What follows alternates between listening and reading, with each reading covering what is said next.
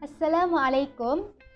Saya Nur Intan Natasha binti Samsudin, nombor matrik 2104-1713. Saya pelajar Diploma Syariah semester 2 dari Kolej Islam Antarabangsa Sultanat Ismail Petra Kias dari Kelantan. Baiklah, dalam video ini saya akan membentangkan tentang tajuk 5 cabaran utama yang dihadapi oleh Hakim Syari'i Mahkamah Syariah dan juga 5 penyelesaian bagi cabaran tadi. Okey, marilah sama-sama kita nonton video ni sampai habis. Jangan lupa like, komen and share. Institusi kehakiman merupakan sebuah institusi yang menjalankan tugas keadilan untuk memberi hak kepada yang berhak dan berhukum di antara manusia dalam menyelesaikan perkara di antara orang yang dizalimi dan juga orang zalim. Bidang kehakiman ni merupakan tugas yang mulia dan pegawai yang terlibat dalam bidang ini memikul tanggungjawab yang sangat berat. Macam tu ya. Okey.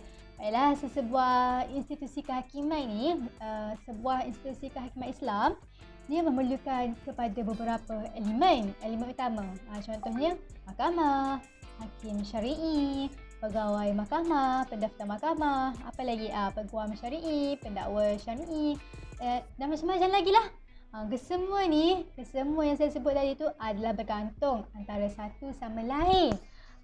Dia kena agak bekerjasama untuk memastikan tugas memberi keadilan adalah berjalan dengan baik dan secara sempurna. Walau bagaimanapun, perkara paling penting dalam institusi kehakiman adalah kredibiliti. Kredibiliti seseorang hakim dalam membuat keputusan dan penghakiman serta alasan penghakiman.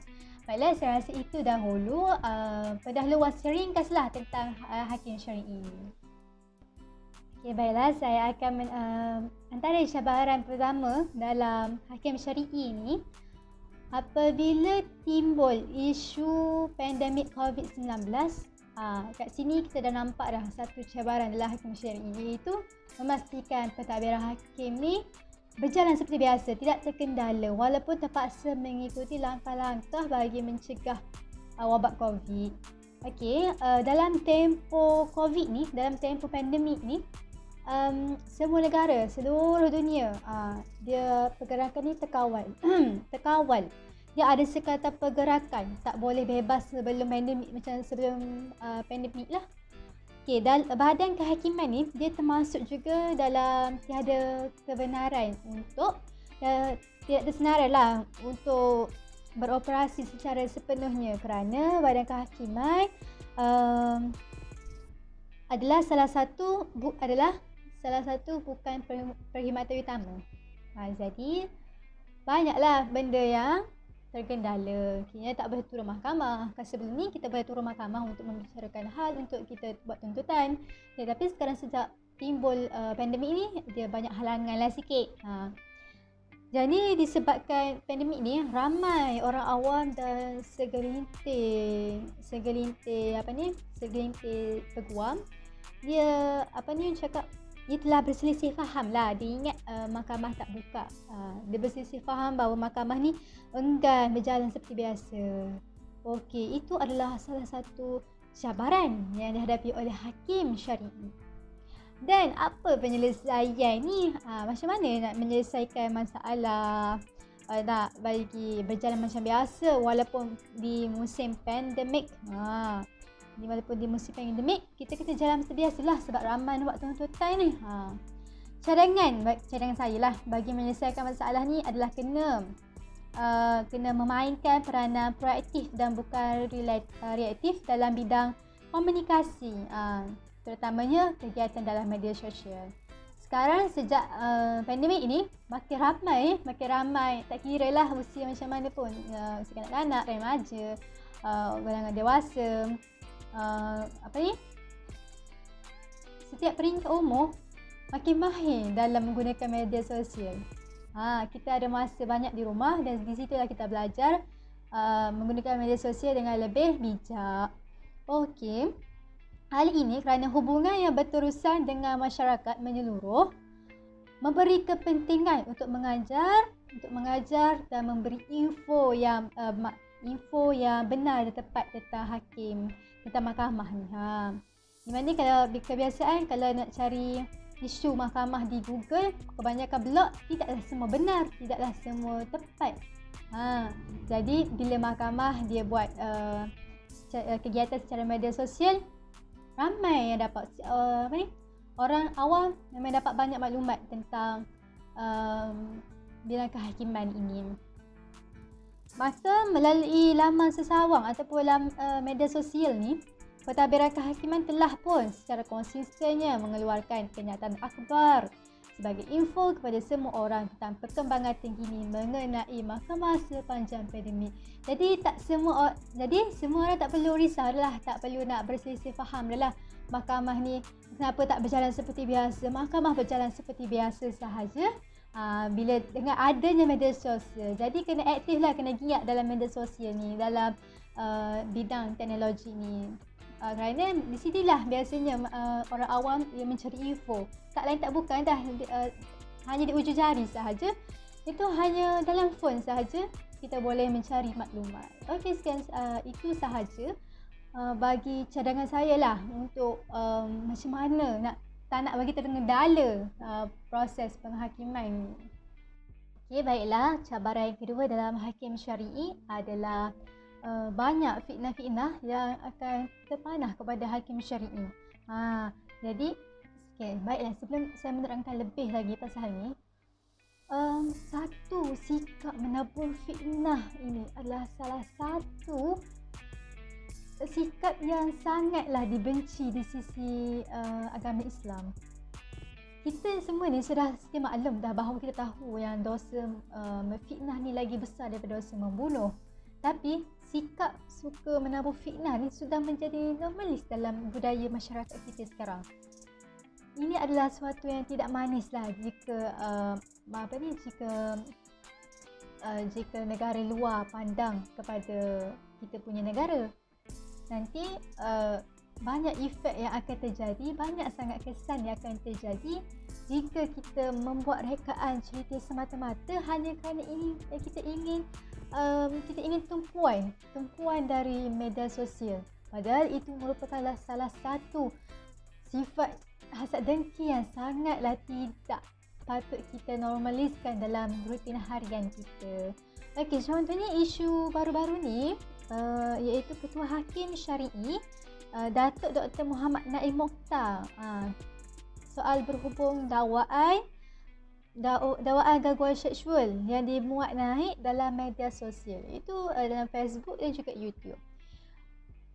Pernyataan fitnah ini telah pun menjejaskan reputasi, mencelakan imej, merosakkan martabat, menjatuhkan maruah, merendahkan reputasi di mata masyarakat. Perkara ini sangatlah bukan perkara yang kecil, namun ia perkara yang sangat besar, yang memberi kesan yang sangat besar kepada hakim syar'i ini. Jadi, apa penyelesaian yang kita perlu buat untuk tidak berlaku lagi dalam hakim syar'i sebuah fitnah yang besar? Okey, bagi cadangan saya adalah dengan menyaman pihak yang menabur fitnah itu. Hal ini bukan ingin mengauk wang yang banyak, bukan ingin mengauk wang, tapi ingin mengajar, ingin memberi amaran, ingin memberi peringatan dan pengajaran untuk semua bahawa perkara menabur fitnah ini boleh menjejaskan seseorang punya reputasi tu. Okey.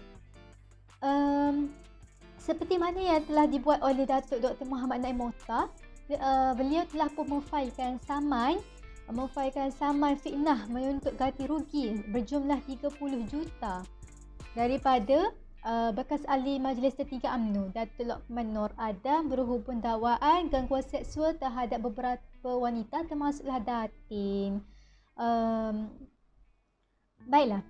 Di sini, Ketua Hakim Syari'i telah pun menuntut ganti rugi berjumlah 30 juta.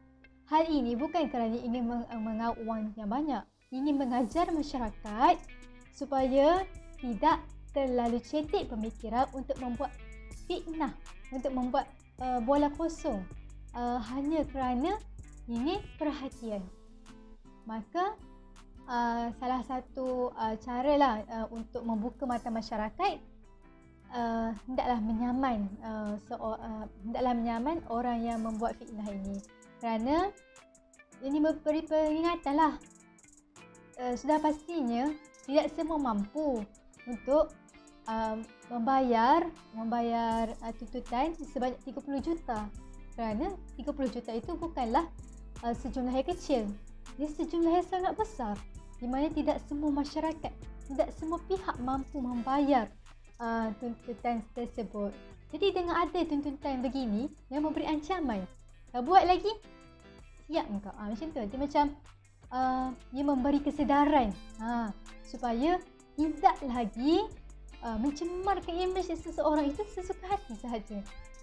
Sebab di sini telah mencemarkan imej ketua hakim, dia telah merendahkan martabat ketua hakim. Jadi Datuk Dr. Muhammad Naim Mokhtar telah menuntut ganti rugi. Itu sahaja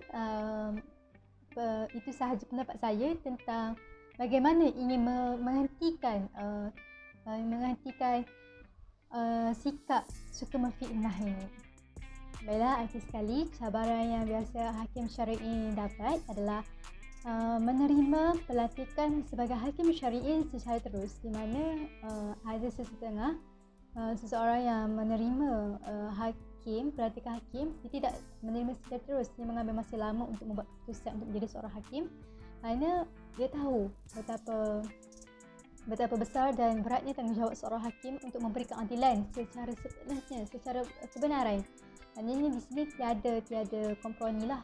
Tiada, contoh kalau saudara mara yang dikenakan hukuman tu, dia tak ada rasa belas kasihan dan dia bertindak secara sepenuhnya kepada penghukum. Jadi dalam Nabi SAW ada bersabda, keadaan ini terbahagi kepada 3 golongan. Satu golongan yang masuk dalam syurga dan 2 golongan lagi termasuk dalam neraka. Di mana golongan qadi yang masuk syurga ni adalah dia mengetahui hak kebenaran dan dia berhukum dengan kebenaran tadi. Itu adalah qadi yang ke syurga. Dan qadi yang ke neraka ada 2, iaitu qadi yang dia tahu tentang kebenaran tu, tapi dia bertindak zalim, dia bertindak terpesong kepada hukum tu. Jadi dia hanya mengetahui ilmu, tapi dia bertindak secara zalim. Lepas tu yang ketiga adalah qadi yang jahil dan mengenakan hukuman. Dia tak ada ilmu, tapi dia still membuat hukuman tanpa ilmu pengetahuan yang sebenar. Ini adalah memberi kezaliman lah. Dia tidak mendapat keadilan lah daripada hakim. Ini di sini sangat Mahkamah Syariah sangat mementingkan seorang hakim syar'i yang berpandukan syariat Islam supaya dapat memberi keadilan, kepada masyarakat, lagi-lagi masyarakat Islam. Masyarakat Islam kita di negara Malaysia sangatlah ramai, jadi kita sangatlah memerlukan hakim syar'i yang menjaga kebenaran, yang berhukum dengan kebenaran dan dapat memberi keadilan yang secara sepenuhnya kepada yang benar. Andai kata kita mempunyai hakim syar'i yang kedua tadi, yang golongan dalam neraka, jahil dan membuat keputusan, bukankah akan merosak porak-porandakan masyarakat? Contoh yang saya ambil, hakim ni dia seorang yang nyanyok, mudah lupa ingatan, cepat nyanyok, cepat lupa. Lepas tu dia belajar ilmu tu, itu lupa. Lepas tu kata, tak apalah, aku rasa ilmu ni dah ni. Lepas tu mengenakan hukuman dengan apa yang dia rasa was-was tu. Tidakkah rasa keadilan tu tidak tercapai dalam masyarakat Islam kita? Maka berlakulah porak-poranda antara masyarakat umat Islam kita. Jadi itu sepatutnya kita kena elakkanlah supaya tidak berlaku porak-poranda dalam agama Islam. Jadi saya rasa setakat itu sahaja dahulu cabaran dan penyelesaian bagi hakim syar'i. Saya harap yang baik dapat diambil dan yang buruk itu datang daripada saya sendiri. Sekian, terima kasih. Jangan lupa untuk like, comment and share.